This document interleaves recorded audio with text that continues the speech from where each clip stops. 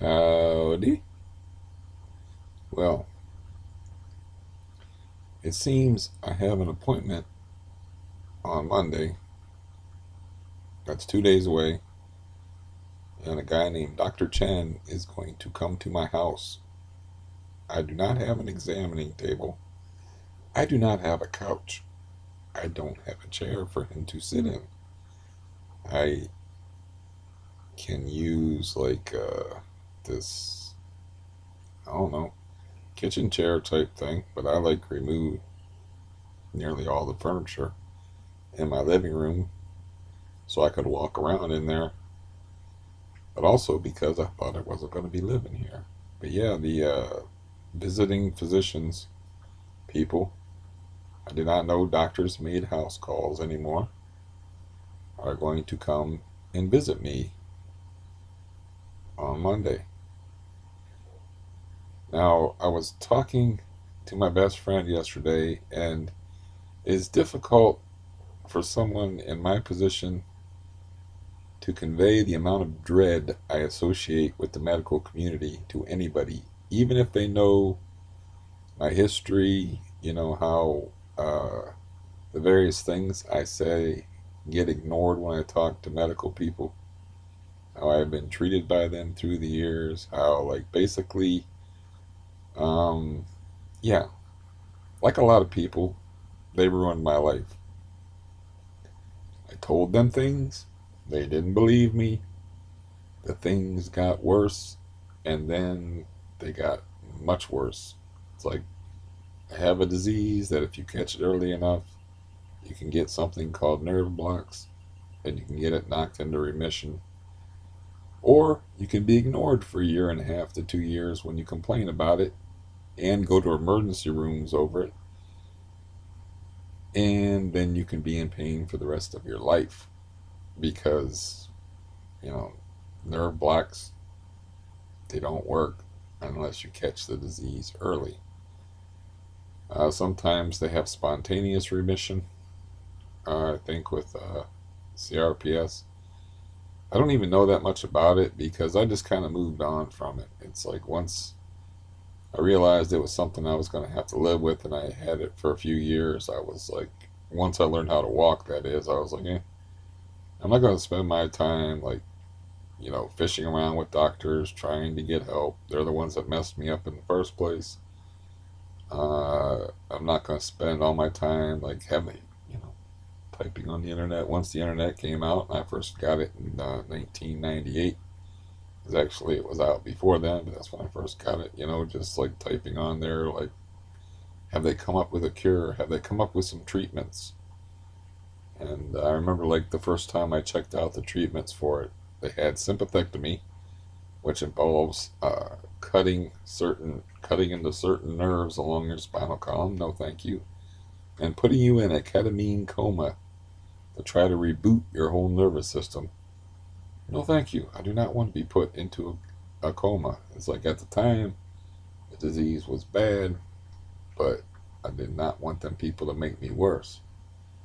So the point is, I could not convey the dread that I feel, anytime I have to deal with the medical community. Why, when I went to the cardiologist, I knew exactly what the appointment would be, literally step for step, the questions I would be asked or whatever. But just because I was in the belly of the beast and I was there, I was nervous.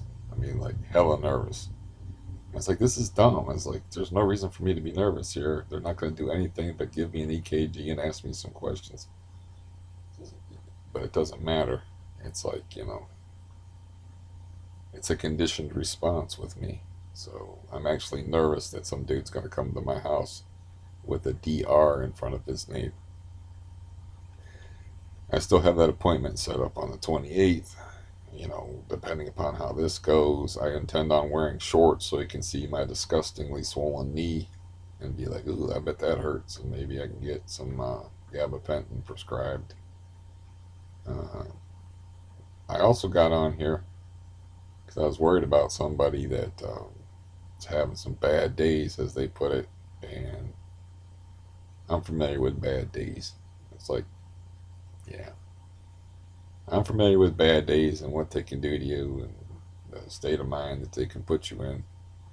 And I'm like frustrated right now because, yeah, ever since I grabbed my stash from back there and walked up them stone steps, dragging my 195 pounds on my bad leg, that leg has been a nightmare. And it's like I can't do anything, so I can't really do any stress relief. Like, I don't know, get my house ready.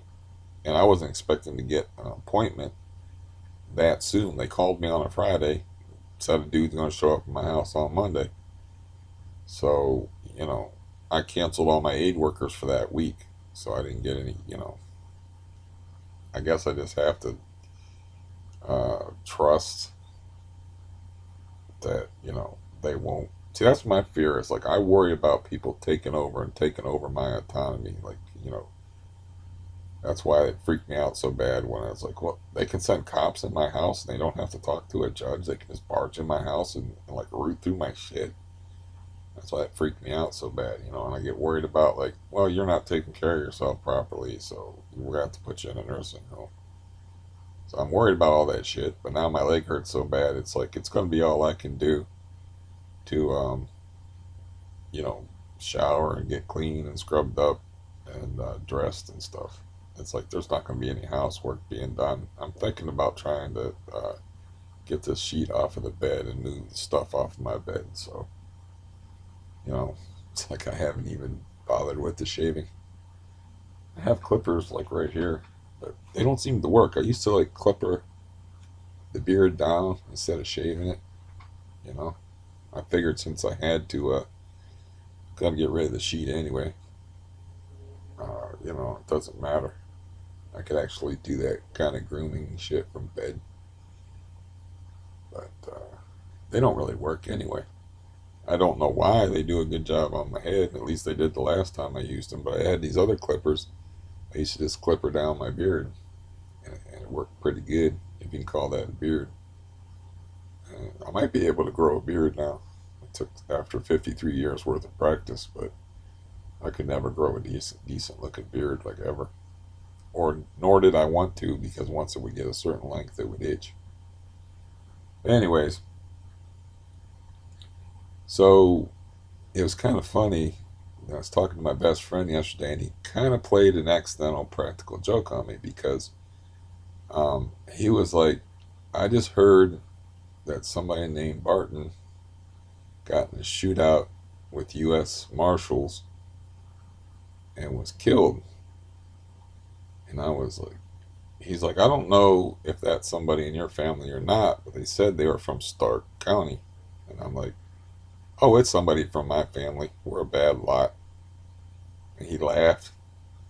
And I was like, no, no. I have no doubt that it's somebody in my family. So um, I start searching, the name in Stark County. It was a fresh incident. It just happened yesterday. And I'm like, oh man, that's my cousin Kirk, the famous football player that played in the NFL. He washed out of the NFL, and then he had like legal and personal problems. He was arrested for assaulting a police officer in Delaware County, and so I was all confused. I thought like I was like, oh, he's only 36. He's dead. Oh man, you know. So luckily I didn't post it, but I did a video prior to this talking about it, like Kirk was dead. Then I like realized that what my friend heard was not Stark County, but Clark County on the radio. He was driving home from fishing and he called me up. He said, I just heard on the radio, that a Barton got killed from Stark County. It was Clark County. And it wasn't my famous football playing cousin. It was a guy named Douglas. I've never heard of a Doug Barton in my family. I would not be surprised if he was related, but he was like threatening judges' lives, and he was 50. He wasn't 36, but it was weird. He kind of looked. That's why I got confused. Is like he looked like my cousin, except for like my cousin had been down a bad road, and I had not seen a picture of my cousin in a very long time. So I don't know if he would be my second cousin, by the way, because he's my Uncle Ben's son's son. So he's my uncle's grandson. I don't know how familial relations work, except all I know about them is they're painful. That's all I know about familial relations is they bring you lots of pain. But anyways, so I'm all confused. I'm thinking like the picture, the guys look the same, and it's like I was told Stark County when it was Clark County, and it's like a comedy of errors. It took me a while to sort out.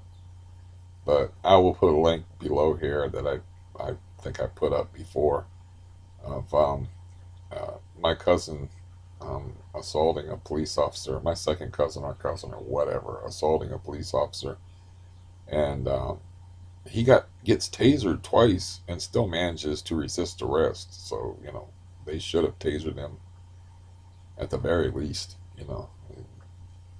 Yeah, that wasn't excessive force at all. Um,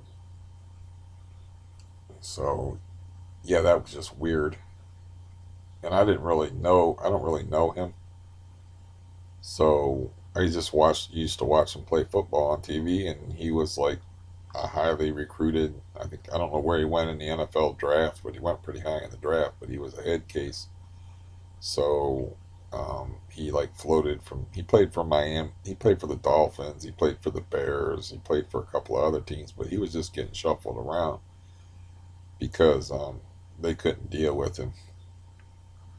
It's like I don't understand why he was like that. Maybe he weighed 325 pounds and he was all muscle because of steroids and messed with his head. Maybe my Uncle Ben has the best reputation out of all my murderous uncles, but maybe he just kept his evil on the DL, on the down low. I don't know if people still say that, and that's why he was a head case or not. But you think with the kind of money you can make in the NFL, and the NFL is not the NBA, but you can make some pretty good money. All you got to do is like play along until you sign a multi-year contract that's guaranteed, and then you can act a mess, and then you can play the fool. But he couldn't get through to that point where he got the big money, and that had to be hard to live with. It's like he just was a disciplinary problem and was like, yeah, not a good teammate and the like. The rattling here in the background is the blinds. It's like hyper windy. If you hear that. So yeah, I mean he's already a sad case. I mean he still has a loyal following from Ohio State Buckeye fans, and I think he I can show you like an interview of his where he does an interview and during the COVID crisis. I guess we're still in the COVID crisis. I don't know. I just had to say something, but it was from September 14th of last year. You can see what he looks like and whatnot when he's not getting tasered. If you want, I mean, I don't know, but yeah, I mean that has to be hard to live with. That like he washed out of the NFL because he was about as highly recruited an offensive lineman as you can get. I mean, he was like in the running for the Outland Trophy, which is the highest award in college football for an offensive lineman and stuff. So yeah, but I thought he died. Yes, I thought the U.S. Marshals shot him yesterday, but they didn't. They shot some other Barton. So I don't know if I'm related to that guy or not. Not. I don't really have any family to ask. I guarantee you, I have this aunt that lives over here that would know, but I don't talk to those people anymore. And yeah, I have like you have to understand on that side of the family, I had including my dad, 13 aunts and uncles. You know how many cousins that creates? So I can't keep track of the whole, you know. yeah, it's like I'd be talking to my aunt over there, and she'd be like, "That's so and so," and I'm like, don't have no idea who you're talking about, you know. She'd be like, "Oh, that's your aunt so and so's uh, kid," or like, "That's their grandson." And it's like I have no idea, so I don't know half of my family on that side. I just know that the family reunions get pretty interesting. You probably don't want to go to a Barton family reunion without packing heat. Yeah, it's like, um, yeah, as far as like disappointment, I hope I can stay chill and relax through it. I mean, I have no idea. I've never had a doctor come. Whoever heard of a doctor making a house call to somebody, but it's going to happen in less than 48 hours. And the weird thing that's going to make it more stressful for me is there's not a given time. They're just going to call me on Monday. I have to be like on call, like a doctor. I have to be on call and wait, and they're going to call me and let me know when he can make it.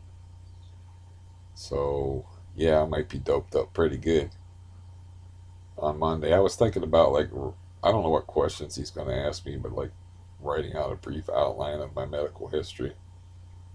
That will stress me out though. Anything involving the medical community stresses me out. And yeah, I'm trying to like make the next 48 hours as anxiety free as possible without doping up. And I did not sleep good last night. I slept interrupted sleep. And somebody knocked on my door at 10:30 at night. And then by the time I got on my bad leg, I was going to answer the door because I was like, it could be somebody that I know.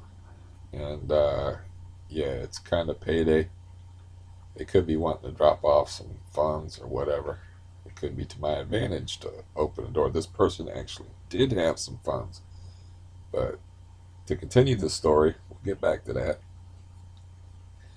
I get up, and by the time I get to the door on my bad leg, he's knocking on Roy's door over here, too. Now, this morning I got a text from the landlord saying he did indeed have money for me if I was wanting to claim it. He found money in the hallway, the new guy upstairs, and he was wanting to know if it was mine or if it was Roy's. He's trying to return it to whoever lost it in the building. Um, I didn't ask my landlord how much money it was. I figured the more money is, the less likely they are to return it. So it could be like a $5 or a $10 bill or something like that. But it doesn't really make any sense. If you find loose money, I would be, can you describe said money? you know, it's just dumb. Just keep the money, dude. You know what? Anybody, you know, you have the money that you found. You're like, can you describe said money? And then the person says, it's green and it has an old white man's face on it. I'll be like, that's it. It's your money. And they give it to you. It's just dumb. Keep the money, man. Shut up. Leave me alone. Don't knock on my door. Don't be texting me. Keep the money. And if I'm dumb enough to like lose money in the hallway and with no ID connected to it or whatever, it's just loose. I don't deserve to have it anyway. And which reminds me of finding that 20 on the porch because when the hood people were upstairs, they used to sit out on the porch and drink, and they'd have friends over and be a bunch of people on the porch. Well, one Saturday night they were out there drinking, and Sunday morning comes around. I go outside on the porch because I want to go in the back there. This is a few years ago when I could walk a little better. I wanted to go in the back there, and I didn't want to, but I had to like water these my garden I had back there. So there's just 20 sitting on the porch. Didn't get blown away by the wind or anything, and it was folded in half. So at first I thought it was one of those fake bills that they have, that you think it's money and you open it up and it says like give your life to Jesus or whatever, or have you repented of your sins, and then you're like all angry and stuff. why people think that's a good idea. That's not going to make anybody want to turn to the Lord. It's going to make them angry. My dad once slammed on the brakes, and I'm like, "Whoa, what's up?" And he goes, "I saw money." And he like jumps out of the car and on the side of the, I don't know how he saw money. He is farsighted, but he jumps out and there's $100 bill on the side of the road, and it was one of them fake bills. He wasn't too happy about it, but I was like, "How the hell do you see money, man? We're going at least 35 miles an hour," and he's like, he slammed on the brakes. I saw money. Um, Anyways, I just kept the money because what am I going to do? Take a 20 and say, "Hey, you guys were out on the porch last night. Does anybody recognize this 20?" Stupid. So stupid. So I'm answering a stupid text from my stupid landlord. I'm curious how much money somebody lost in the hallway. But I don't like to talk to my landlord anyway because I don't like him and he's a liar. That's two things that make me want to not talk to him. I can't believe half of what he says. I was explaining to my friend yesterday on the phone before he tricked me into thinking that my famous football playing relative was dead, about how my landlord won't answer a text that he feels will put him in any kind of jeopardy. So I have to explain my motivations for writing him, for wanting an answer to a yes or no questions, like did the couple upstairs take the apartment? No answer. So I have to write, the reason I am asking is because if they don't want it, I'll take it, and I got $1,000 in my house right now. Immediate response within seconds. It's like, dude, man, I hate you so much. So much. It's like, why you gotta be like that, man? Everything is not a plot. It's a simple damn question. I want to know who's living over top of me. Now, whether this guy is doing this because he has a really inappropriate amount of conscience, or he's new in the building and he wants to ingratiate himself to whoever's living in the building, I don't know. But it doesn't make any sense at all. Um, it reminds me of a story where my friend worked security at Walsh University, and somebody actually had an old tape deck. They had, this is not even that long ago, so I don't know why they had an old cassette tape deck, but they didn't use it for playing cassettes. What they used it as was a bank, you know, and they had $600 inside one of the cassette things. You know how they pop open, the older folks, and you close them.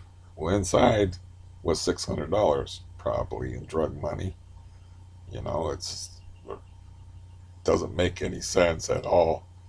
But this person, like, moved, or maybe their roommate threw it out without knowing that the money was in there or whatever. But the janitor uh, is like throwing something away. The dumpster's all full up. He's throwing a bag. The bag hits this tape deck thing. It falls on the ground, pops the cassette tape player open, and out pops $600. So naturally, what the janitor does is he grabs the $600 and turns it in to my friend, the law. And yeah, my cop friend is absurdly honest. He's like, I would have kept that money. He's like, that doesn't make any sense. It's probably illegally gotten. It had no ID on it. There's no way to know whose it was. The guy's working on a janitor wage on top of it. He's like, if I was him, I would have kept that money. And I don't know if I said I would have kept that money first and then he agreed with me, or he just volunteered the information. But I do remember that it's just the most ridiculous story. And I'm like, how does that even happen? It's like, why are you hiding? First of all, why would somebody have a tape deck in this day and age? I mean, this did not happen all that long ago. It's within the last 10 years, because he retired from being a Kansas City cop, and then he worked security at Walsh University. Got to see all the football games free and stuff. So it did not happen long enough ago to make a cassette player, you know, even a reasonable part of any story. And then the guy's actually putting $600 where a cassette tape goes, and then it's on top of the garbage in some place, and somebody knocks it off by accident and just happens to pop it open, and there's $600 inside this tape deck thing. It's like, this is a crazy story. It's too crazy for somebody to make up. And yeah, so yeah, that's just some of the nonsense, you know, just nonsense. Always nonsense going on in this building of some kind. Um, yeah, so that's what I have to do is like reconnect with the medical community since I haven't. Well, my doctor was arrested uh, and taken into custody May 27th of 2020. So I haven't. He was my last doctor. So that's almost a year ago. I haven't had a doctor for almost a year. And I tried to get a doctor, and I went to the Mason guy, of course, and got my knee injured. And ever since then, my knee has been a freaking nightmare. So I don't know what the dude did to my knee or whatever. I just know that it's I did I just know no more steps for me as far as you know walking on any steps. If I can avoid steps, I'm gonna avoid them. So um, yeah, I don't know what else to tell you about this visiting physician's place except for she said something on the phone. I can't quite remember which. I will get an initial visit from the doctor, and they will send mm, other people there that are not doctors. I think, or people there lesser than a doctor. They will send lesser than a doctor people there, periodically. So I have no idea what I'm getting myself into, or if it'll be a useful thing, or what. Or it's like I don't even have. I'm not clearing off the couch.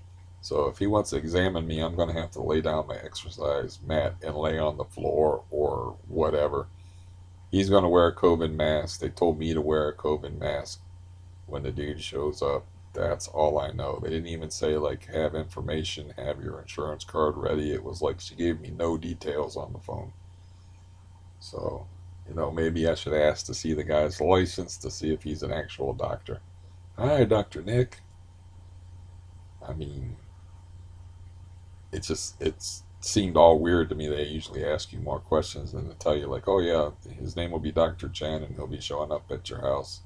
But we won't know when. So, we'll give you a call and let you know on Monday.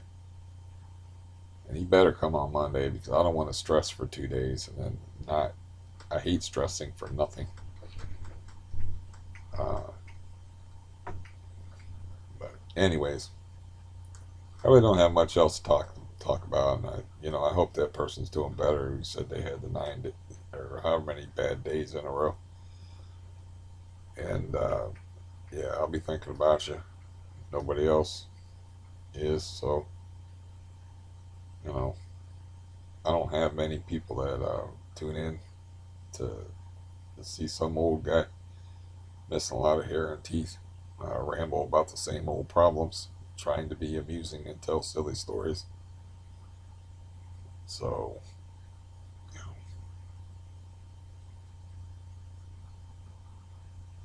but I can't help it.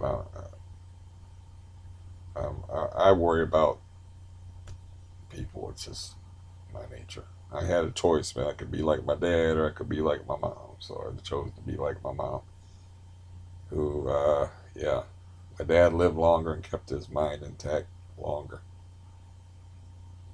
So, but my mom was a lot nicer and she suffered a lot more. I don't even like to think about the things that she suffered through. Um, yeah, but that's especially when you're an isolated kid, those are your role models. It's like, yeah, I could be evil, or I could, like, you know, be a giver type of person and worry about people, and you know, I guess you could call me as a kid somebody who avoided confrontation until it really became a thing. And, like the situation I had here. I was like, okay, there's a meth thing going on. Okay, okay, there's noise. Okay, okay, I've had enough. Where's my machete? I was like that as a kid too. I was like fairly passive, non-confrontational, but then I would reach my limit, and yeah, then things would happen. So that's just, yeah, I had a lot of the passivity of my mother as opposed to my dad. Was like, his expression was do something even if it's wrong. You know, he, that's why he never liked fishing. It was like far too passive for him. He liked to go out and hunt and kill things. You know, walk around, move around, stalk, and whatnot. Fishing, depending upon the type of fishing you're doing, is a lot more of a passive thing. Even if you're using lures, lots of times you're waiting. You're waiting on the fish. But hunting can be like that too. But he didn't do that kind of hunting. He did the kind of hunting where, like, you walked around looking for rabbits, and you walked around looking for raccoons, chasing after dogs. You know, and like, yeah, he wasn't much on sitting still until he got older. Then he got actually got real fat like me. So I thought that was, you know, I'm sure the other video where I actually thought my second cousin was dead was far more interesting than some guy that may or may not be related to me. The story is pretty bad, uh, of the Douglas Barton guy. But anyways, I'll throw this together and um, put some links below it. And best wishes to everybody as always. And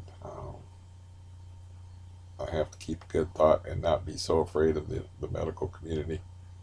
But it's just terrifying to me to have to deal with them. It's like, yeah, I've been injured, I've been hurt, I've had my life ruined, I've been ignored, I've been assisted in chemical dependence.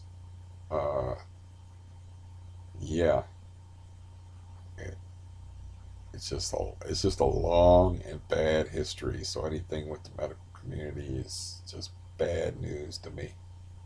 I also should include the dentist community in there as well, because I had that deal where this guy is talking, this dentist in this, cut rate, low income insurance dentistry place is talking to somebody else, and when he should have been listening to what I was saying, because I had to make a choice between a root canal and an extraction.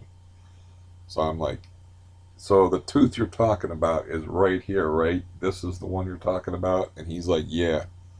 But he wasn't paying attention. He wasn't talking about this tooth. He was talking about this tooth, that it's not there anymore. It would still be there because I would have had a root canal, but I told him to pull it, and my mouth is all numb. I don't know what tooth he's pulling. But then after he's done, I'm poking around, and I start freaking out. I'll be like, you pulled the wrong tooth. And he just laughed at me. He said, no, man, I did not pull the wrong tooth. That tooth was rotten. It wasn't that he pulled the wrong tooth, it's that he wasn't paying attention to me, and I didn't know which tooth was the one that was causing me all the pain and hurting, and which one needed attended to, because I said, is it this one? And he said yes, and it was the one next to it. If that was clear or not, I don't know. But yeah, that's when I was like, get out of my way, I am leaving. And it's like, I'm not ever coming back to you people again. And the other dentists haven't been much better, but they've never, like, we've never had a miscommunication over which tooth has been pulled again. But yeah, that was not a happy day for me. And I've had, so even dentistry. So maybe it's I'm a bad patient. I'm willing to entertain that possibility. It's like I do not know uh, how to talk to medical people in order to make them understand me. Um, that could be it. I don't know. But yeah. Now what that guy did when he hurt my knee, that was that was on him and a little bit on me because I should know that my body does not respond to stimuli like a normal body. But I was on a lot of, I think I took Xanax. I was taking Xanax. I broke out to Xanax for that day because I had bad nerves. I was going to a new doctor. As we've established, that's not a comfortable thing for me, anything medical. So he starts bending my knee back and he's like telling me when it hurts. The problem is my body never tells me when it hurts. So he just keeps forcing, against the swelling in my knee, he just keeps forcing my leg back, bending it back further and further and further. And it's like, tell me when this hurts. And I'm like, he's like, does that hurt? I'm like, not really, but then when I got home, really a lot. And then ever since then, really a lot. I used to have times when my knee wasn't swollen before September 22nd, but not after. Not after. After, my knee is always some form of swollen. It's just a matter of degree. I have no idea what he did to me, but yeah, partly my fault. Sometimes you just forget. That's like I was explaining to my friend. I've had a Fuse spine forever, and I still forget when I get out of cars that my back is not going to bend, but I'll still try to bend that metal rod and those fusion pieces in my Fuse spine, and I'll try to bend getting out of the car, and I'm kind of tall, so I hit my head like right here, coming out of cars periodically when I used to go places. That's another thing I have to address is I have to figure out some way, somewhere to go, some way to get out of here. I was thinking about like because it's such a pain in the ass to like get it through the hallway and on the porch, just using like a bicycle chain or something and tying uh, my what do you call it? My medical scooter thing, the one that's boring and doesn't have any shocks but is safe, and then just riding it around outside. It would just be something different, something a little bit nerve wracking where I could like experience different sights and sounds and breathe some different air, and then just riding it back up onto the porch. And I'd have my cane wrapped up, folded up, and then I could get off of the scooter and just leave it on the porch if I could figure out how to do that. But I have to figure some way. I have to figure out some way to get my stress level down and to get rid of this cabin fever. And yeah, or I have to humble myself and just be like, look, to my friend that I talked to yesterday, and like, man, take me somewhere, get me out of the house, have me over for dinner, just whatever. But he's got a really busy life. He's like I guess he's like a pastor. I know he's like a big wig, like he's like a big deal in his church, and so he also he doesn't have a lot of free time. So you know that's why he calls me like when he's coming back from places. He'll be in the car and he'll call me a lot. We just talk on the phone. He's come here when I've asked for help before, though. Like when I was having the bed bug crisis, he came here and helped me flip the mattress up and put on that zipper casing you do, the bed bug proof zipper casing. So he helped me do that with the mattress and the box springs, and then he helped me move the boat like on a spur of the moment thing. So he'd be willing to help me out. I'm just a prideful idiot, and yeah, and something's got to change. And it would be nice to get some gabapentin and get some pain relief. And what I was afraid was going to happen is happening. Is what is like now that I'm out of gabapentin. I'm relying too much on Valium to get me through, and that's not good. And my nerves are just, they're bad, and have more heart issues, but I'm not sure exactly if that's stress related or what that's about. So, um, yeah, I'll get back on here and talk to you after I talk to Dr. Chen and see what happens then. I'll probably say goodbye like what, about 15 minutes ago or so. So I guess I don't have to say it again in a couple of days.